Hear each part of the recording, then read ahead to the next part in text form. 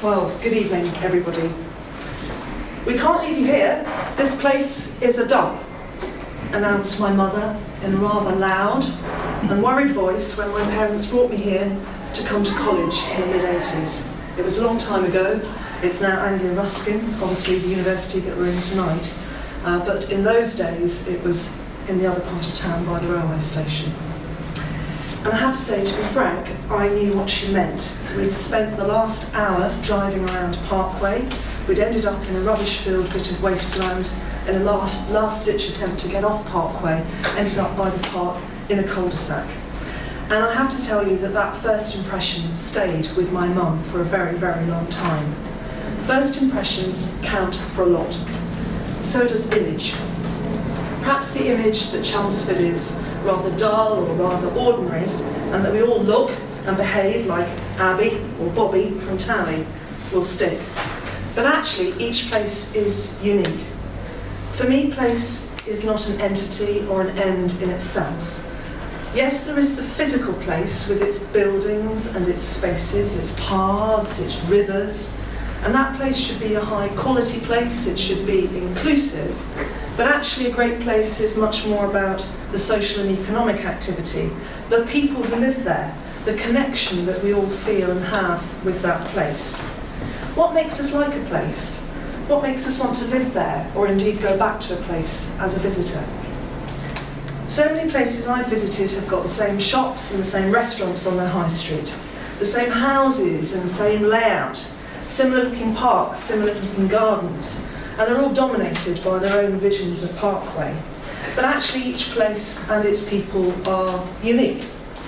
So I'd like to suggest that we should celebrate Chelmsford and strengthen its individuality and uniqueness and resist the sameness that seems to pervade so many other towns and cities. As a starting point, we might like to think about what we like about Chelmsford, indeed what we dislike about Chelmsford, what we might keep, and what we might change. The things, the elements that make up Chelmsford now, the things that you want to keep, are just as important as the things we might want to change into the future.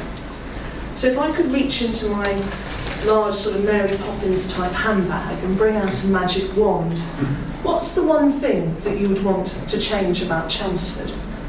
What would be top of your list? What would take priority? It won't surprise you to notice that getting rid of Parkway would be my top priority. It splits the city centre in two, and I like to keep my mum happy. Now that might be a big or a bold thing to do. After all, the new way of getting into Chelmsford and reclaiming that land wouldn't be easy. But there are also really small things that we can do that make a huge difference. Using spaces differently, for example. A few years ago in San Francisco, a project transformed a single metered parking space along the side of the road into a temporary public park for the day. Since then, the project, which is called Park King Day, has gathered momentum, and people pop their money into the meter by the side of the road for a couple of hours, roll out their grass turf, bring out their chairs and tables, and sit and have a picnic in what, on any other day of the year, is a car parking space. This type of initiative, whether permanent or temporary, helps us to think about land and spaces in a different way. We've got to start thinking about things in a different light. Can you imagine a community picnic, for example, in the car park behind the Meadows and BHS on a Saturday afternoon? Well, why not? You know, when I was invited to this event, I did a straw poll of families and friends about the issues that were important to them. This was not scientific by any means, but it did show that people cared about crime and about getting people off the streets. It wasn't actually about the physical attributes of the place. This ties up with the idea that places are actually for people, whether it can be people living or working or visiting. And as people, as the citizens of Chelmsford, we need to stake our claim to our place. And so a celebration of what we have in Chelmsford might include the cathedral, the river, the university, Highlands House, our parks and open spaces, but it also needs to include the social and economic too. Our history, Marconi, the Romans, and the history that we're about to create. So we need to think big, we need to be bold, we need to use our imagination, and actually be prepared to take a few risks. My straw poll of a few friends is all very well, but actually it's critical to ask the people of Chelmsford what they want. I've always believed that kids seem much less constrained when thinking about the future, and change. It seems to me as I get older, change often becomes scarier and scarier. Going into schools, particularly primary schools, can really make a difference.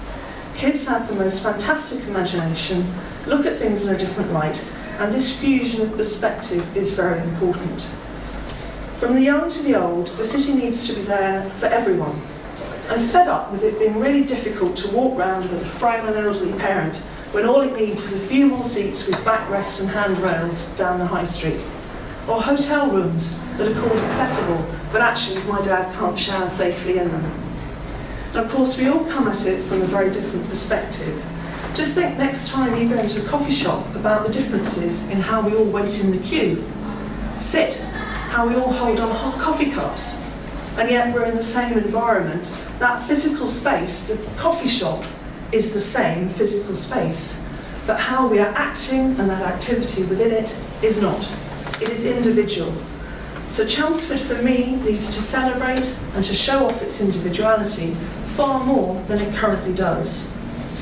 We have a great track record in festivals, and it seems to me we could build on this and have a festival in the tradition of the great exhibitions in the past, such as Crystal Palace in 1851.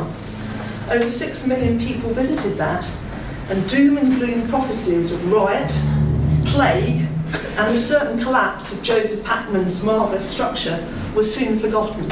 It became an enormous success.